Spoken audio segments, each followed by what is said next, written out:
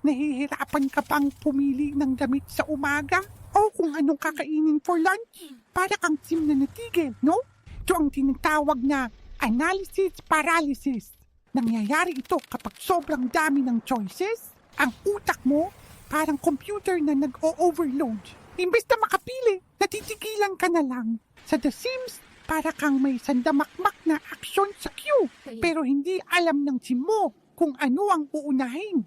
Lumalabas ang stressed moodlet at bumababa ang fun meter mo. Pero may life hack para dyan. Subukan lang 2 minutong yun. Kung ang desisyon ay maliit lang, bigyan mo lang ang sarili mo ng 2 minuto. Kung di ka pa rin makapili, mag-coin flip ka na lang.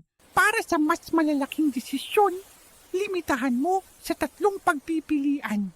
Halimbawa, anong skill ang aaralin? Cooking, painting, o writing? Pili ka lang ng isa. Tandaan, hindi kailangan laging perfect ang desisyon. Ang mahalaga ay umuusad ka at nagle-level up sa buhay parang sa laro lang. Kaya go girl! Choose your adventure!